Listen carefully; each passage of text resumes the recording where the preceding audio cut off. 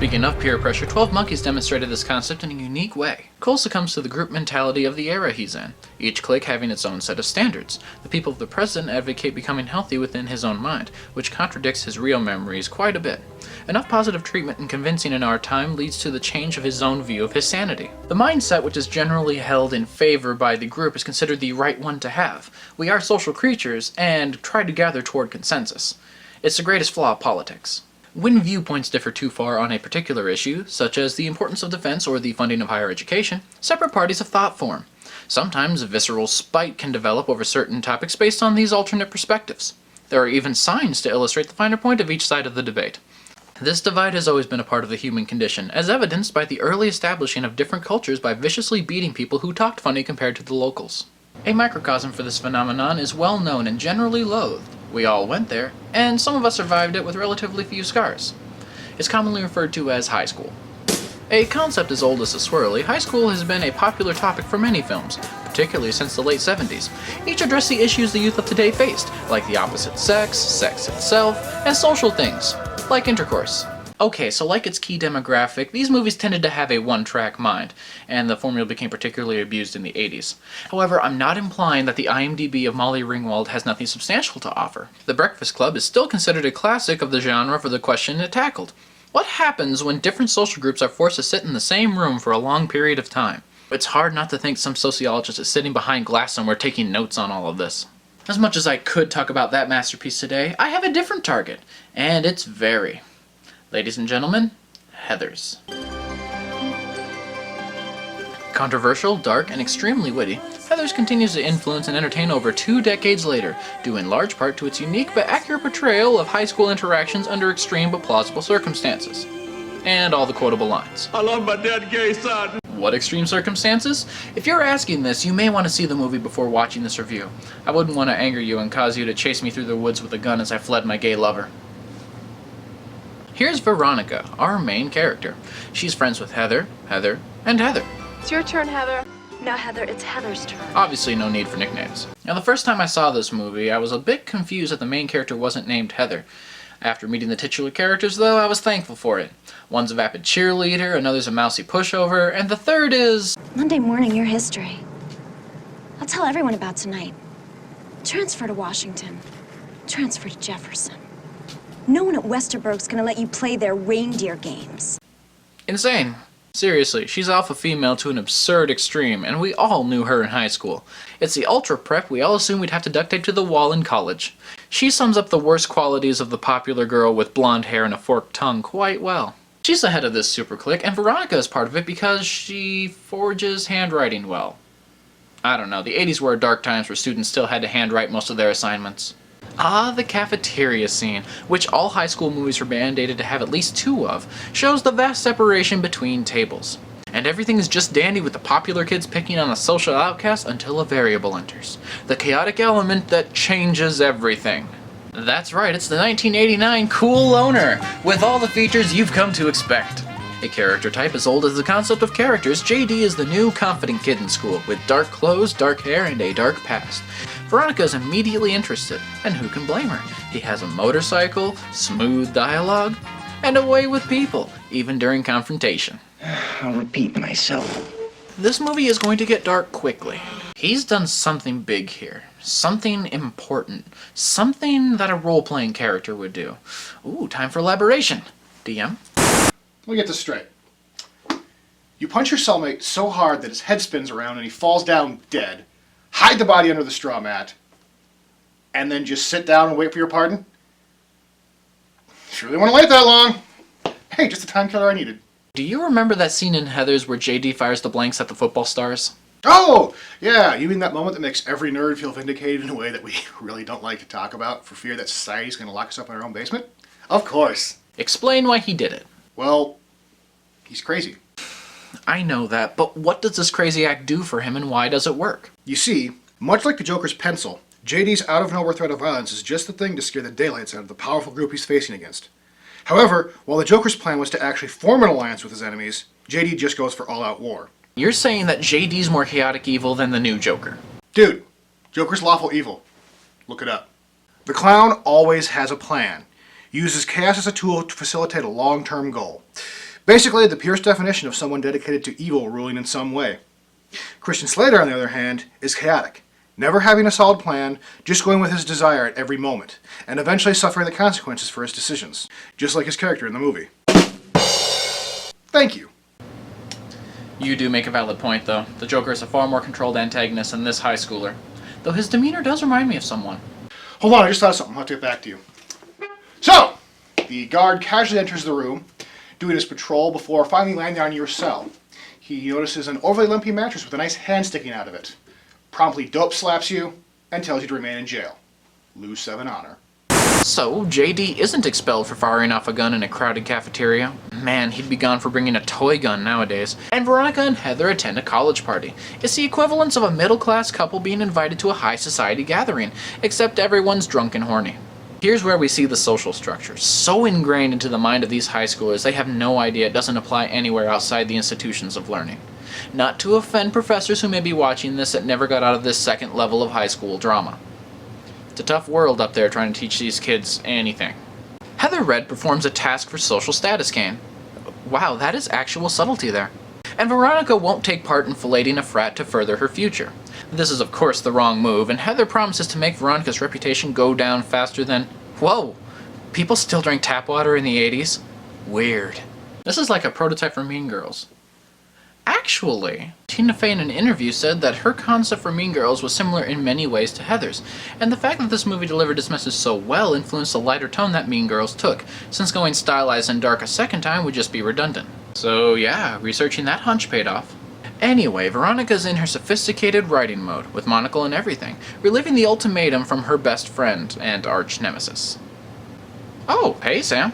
He understands she's upset. And after putting together a hangover cure for Heather with just a touch of drain cleaner, JD has a solution. So, one perfectly forged suicide note later, and Heather Red is another sad statistic. Her depth was unknown and unappreciated in her life, at least as far as the student body and faculty are concerned. It's astounding how one death in this way can have such an impact on every person in the institution. This movie thoroughly highlights the sociology of suicide, so yeah. We're going there. There's more to come. The teachers and counselors convene about how to handle the student body's reaction to the head mean girl offing herself, and while most are concerned with early release times and angry parents, the Grateful Dead fan here emphasizes the horrific nature of this act and says it must not only be addressed, but shouted from the mountaintop that such a beautiful soul was lost. This creates a special class session and a spotlight on the evening news. The counselor's interest in Heather's death is more about creating a social problem out of the suicide than anything else. Damn sociologist. The spin is central to why this film holds up so well. They take a very negative event that's detrimental to everyone's morale and try to turn it into a positive bonding experience of unity for the rest of the student body. I'm sure Veronica is joining in these festivities as wholeheartedly as everyone else. Veronica, what are you doing? Out, damn spot. Out, I say. Alright, as much as this film can be over the top, Veronica has some very real reactions. Despite her intelligence, she allows herself to get caught up in these bad situations with a shady man, all because he shows understanding no one else of her age group does. It's the trap bright youth often find themselves in, because intelligence and common sense don't always share a room well, especially when a tall dark stranger is involved. Speaking of, JD follows Veronica on her double-date commitment with Heather Cheerleader, and finds a jock trying to crawl all over her in the mud. He's upset, but not with her, because he understands she was just fulfilling a commitment to Heather, and it was really the jock's fault in the long run. So, after deep contemplation, JD has a solution. I don't get the point of me writing a suicide note when we're just going to be shooting them with blanks. Second verse, same as the first. He sets up a meeting at dawn and takes his shot, and she playfully misses hers. It's not until the body starts to turn cold as JD chases the other prey through the woods that it dawns on her she may have gotten in way over her head. And when you realize you're at that tipping point but too committed to back down, well, that's peer pressure. She went from one clique to another. Serial killer. Hopefully she flees the scene before these cops finally get out of the car to investigate that gunfire. These really are the best cops ever. Okay, Barney and Andy give it away. What, the fact that this movie portrays law enforcement poorly? No. It's the fact that the movie treats everyone outside of the main couple this way. They're all stereotypes. Are you saying every single character in this film's a cliché? The preps, the jocks, the nerds, the wallflower, the punchline, the parents, the cops, the hippie, the Republican, the professor, the father, the bros, the schmoes, the... Okay, evidence accepted, but does the message suffer from their use? Suffer? Hell no, it solidifies the point. Each group is identified by its most obvious quirks, and it's not used as a joke. They're set in a familiar scene. Everyone who's attended any class will attest they've met at least a few people with these characteristics. What saves us from being horrifically insulting is that the stereotypes are not the punchlines, they're the victims. I see. JD is targeting the head of every controlling clique and removing them from the equation, trying to rebalance society in a way he sees fit. Playing God through manipulation and the witty use of dialogue? This guy's Dr. House without the drill sergeant father. Wow, yeah. Kind of a scary thought. So when Veronica breaks up with him over the minor bump of losing major humanity points because of this relationship, he starts to work the angles with spying, blackmail, and brushing up on his demolition skill. Oh, come on. We've all had a breakup like that before. I want to ask, but I'm afraid you'll answer. Good instinct.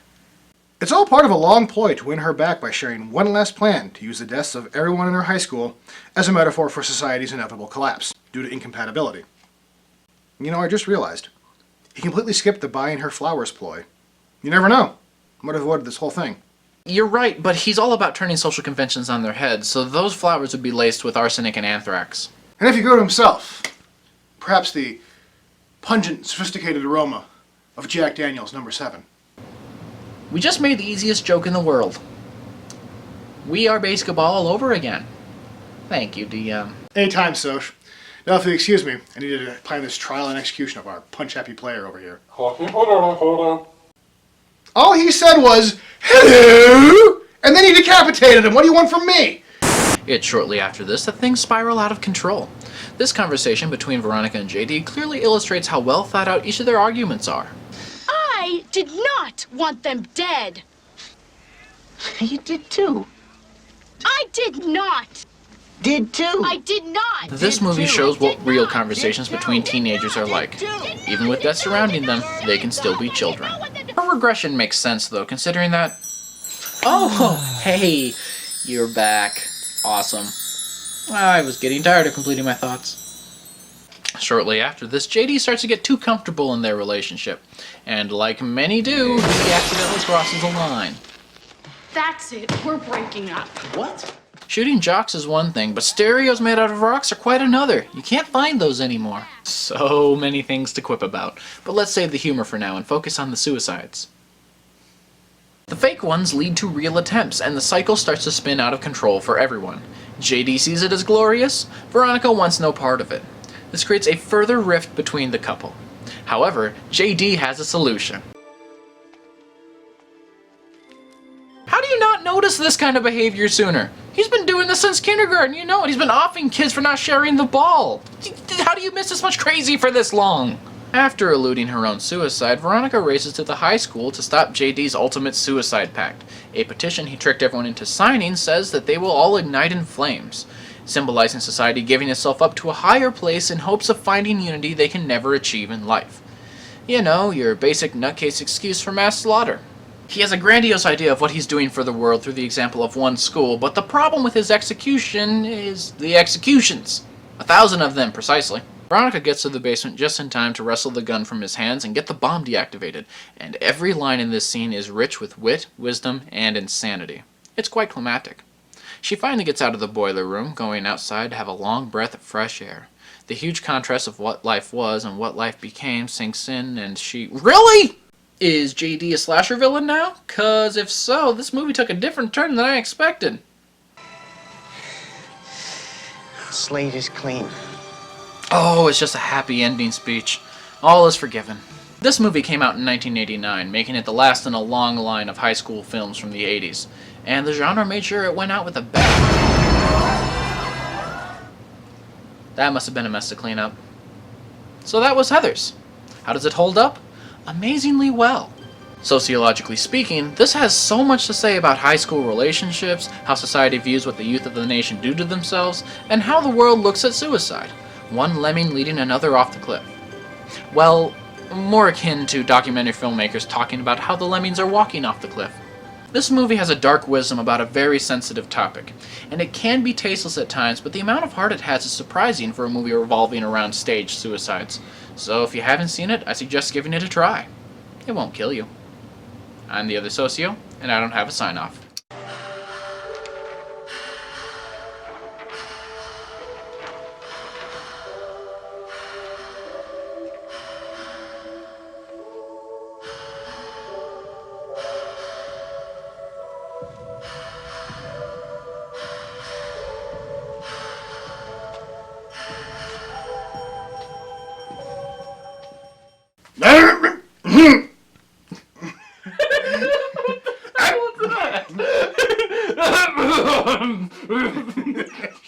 Are you joking on something? Sound like it!